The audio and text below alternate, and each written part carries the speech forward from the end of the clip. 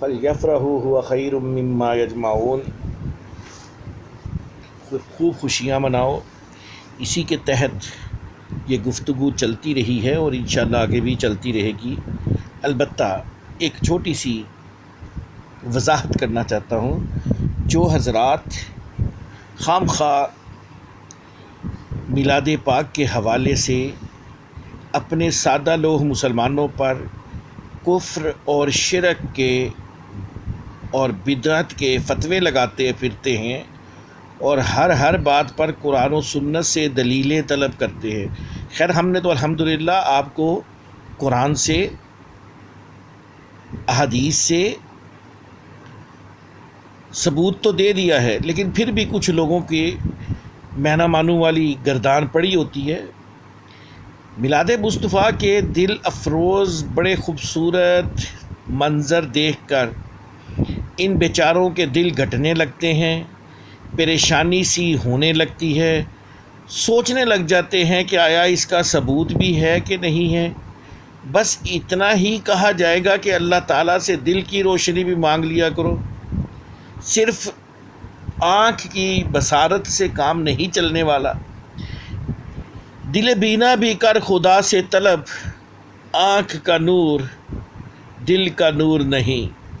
اتنی عظیم نعمت عظمیٰ، نعمت اعلیٰ پر شکر کرنے کا ثبوت طلب کرنے والوں، تم خود زندگی میں بے شمار خوشیاں مناتے ہو، اس وقت قرآن و حدیث کو اٹھا کر اس کا ثبوت مانگا کرو۔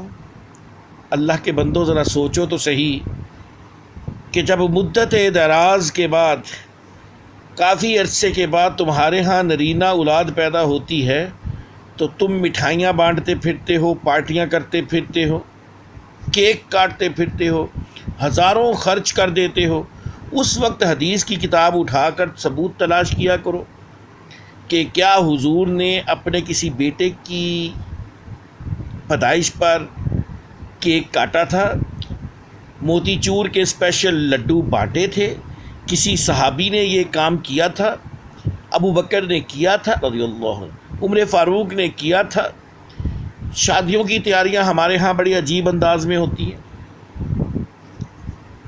پہلے دن رکھنے کے لیے جاتے ہیں، ان کو دن رکھنے سے بھی چڑ ہے، شادی کے لیے دن رکھنے جاتے ہیں، پھر دعوت کے کارڈ چھپتے ہیں، پھر ہال آج کل بک ہوتے ہیں، پھر دوست و احباب کو دعوتیں دی جاتی ہیں، پھر لاکھوں روپے کا کھانا وہاں پر ضائع کر دیا جاتا ہے۔ کیا نبی علیہ الصلاۃ والسلام یا آپ کے غلاموں نے ایسی شادیاں کی تھی؟ انہوں نے اتنے مہنگے اور پرتکلف کھانے پکوائے تھے، انہوں نے مہنگے ہال بک کروائے تھے۔ بیٹے اور بیٹی کی شادی کا معاملہ ہے، تمہیں ثبوت یاد نہیں آتا؟ تمہارے گھر عرصہ دراز کے بعد نرینہ اولاد پیدا ہو جائے، تمہیں ثبوت یاد نہیں آتا؟ تمہارے شرک اور فتوے کی مشین بند ہو جاتی ہے۔ لیکن جب میلاد النبی آتا ہے، محسن انسانیت کی ولادت کا دن آتا ہے، اس وقت کتنی بے شرمی سے، کتنی ڈٹائی سے تم لوگ یہ کہتے پھرتے ہو کہ ذرا ثبوت تو دو۔ شیطانی کاموں میں تمہیں ثبوت یاد نہیں آتا، اور جس کام میں قرآن اور حدیث کے اوپر کوئی ممانعت ہی نہیں، وہاں تم ثبوت ڈھونڈتے پھرتے ہو۔ تم پورا قرآن پڑھ لو، کہیں پر تم یہ ثابت نہیں کر سکو گے کہ نبی علیہ الصلاۃ والسلام کا میلاد منانا منع ہے۔ پوری حدیثیں پڑھ لو، ایک حدیث بھی نہیں لا سکو گے کہ نبی علیہ الصلاۃ والسلام نے منع فرمایا ہو کہ خبردار میرا میلاد نہ منانا۔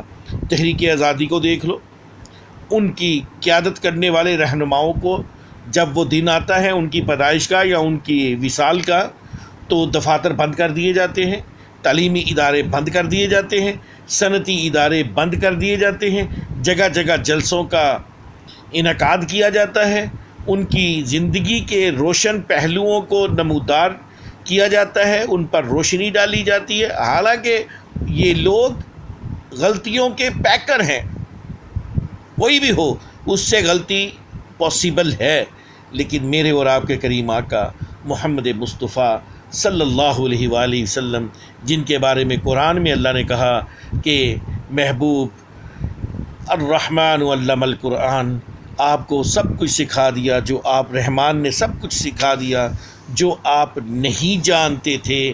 اس کے بعد آپ کو معصوم نبی فرمایا گیا، آپ کو غلطیوں سے پاک نبی فرمایا گیا، آپ کے اوپر بے شمار احسانات ہیں، اور سب سے بڑا احسان یہ ہے کہ آپ خاتم النبیین ہیں، اور ہم پر سب سے بڑا احسان یہ ہے کہ ہم ان خاتم النبیین کے امتی ہیں۔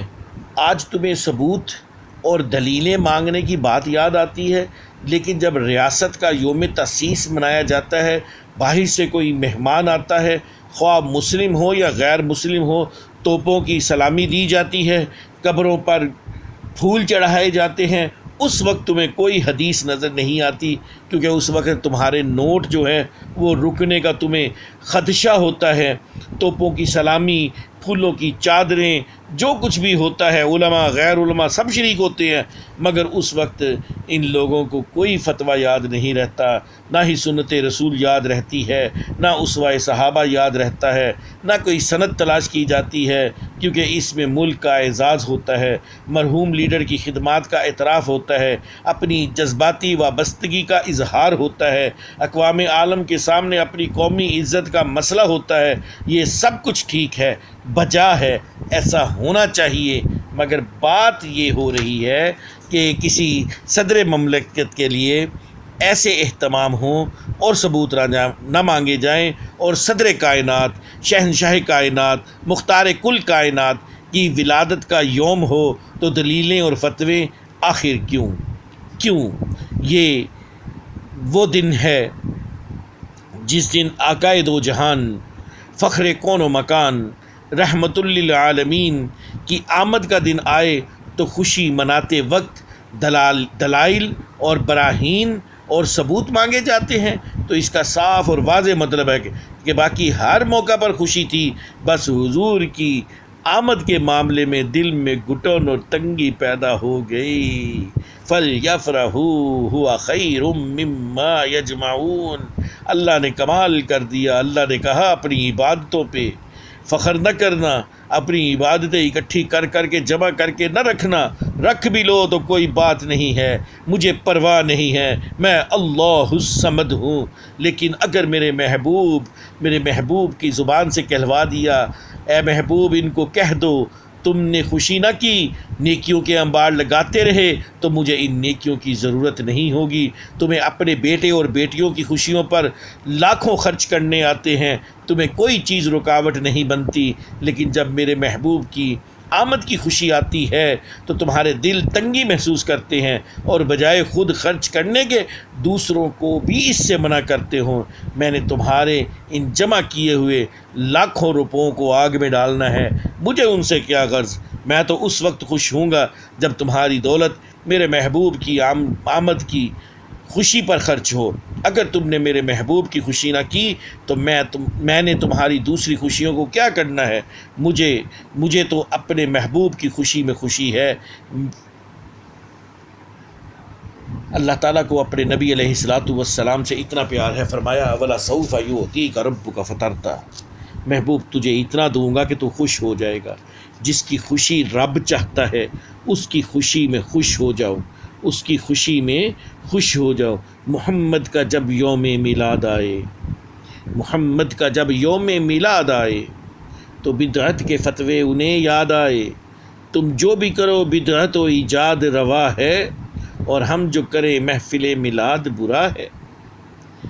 جو بچہ پیدا ہو تو خوشیاں منائیں، مٹھائی بٹے اور لڈو بھی آئیں، مبارک کی ہر سو سے آئیں صدا، مبارک کی ہر سو سے آئیں صدا، مگر یاد رکھنا محمد کا میلاد محمد کے دیوانے مناتے رہیں گے، جو جلتے ہیں ان کو بار بار جلاتے رہیں گے، جو جلتے ہیں ان کو بار بار جلاتے رہیں گے۔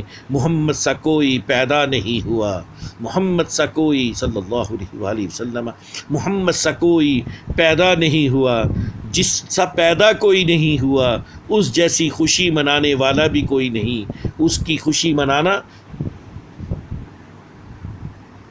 ہمارا فرض ہے۔ اللہ مجھے اور تمہیں خوشی منانے